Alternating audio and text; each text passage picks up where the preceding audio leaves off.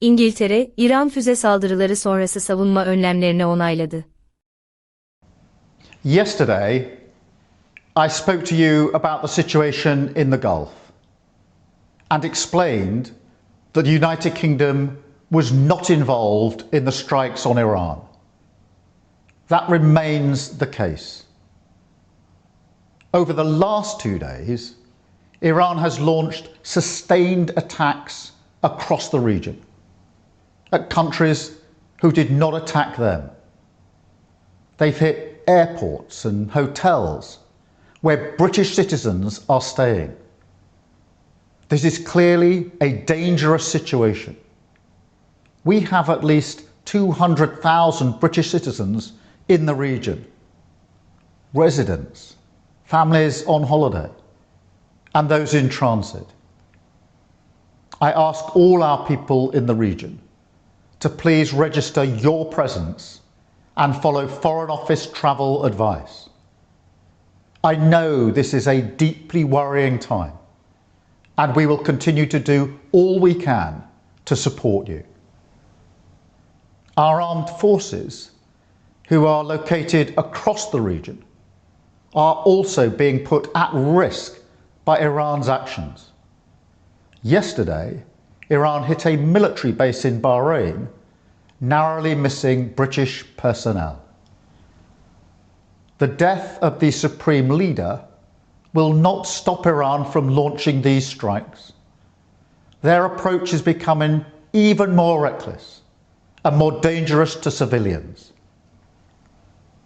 Our decision that the UK would not be involved with the strikes on Iran was deliberate, not least because we believe that the best way forward for the region and for the world is a negotiated settlement, one in which Iran agrees to give up any aspirations to develop a nuclear weapon. But Iran is striking British interests nonetheless, and putting British people at huge risk, along with our allies across the region. That is the situation we face today. Our partners in the Gulf have asked us to do more to defend them, and it is my duty to protect British lives. We have British jets in the air as part of coordinated defensive operations, which have already successfully intercepted Iranian strikes. But the only way to stop the threat is to destroy the missiles at source, in their storage depots, or the launchers which are used to fire the missiles. The United States has requested permission to use British bases for that specific and limited defensive purpose.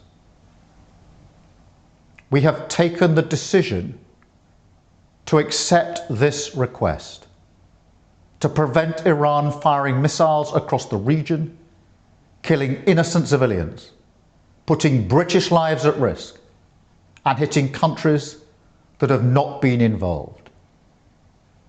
The basis of our decision is the collective self-defense of long-standing friends and allies and protecting British lives.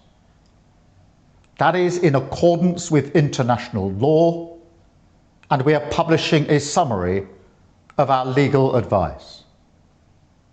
We are not joining these strikes, but we will continue with our defensive actions in the region.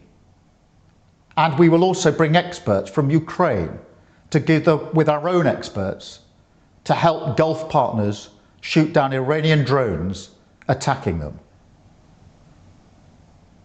I want to be very clear. We all remember the mistakes of Iraq, and we have learned those lessons. We were not involved in the initial strikes on Iran, and we will not join offensive action now.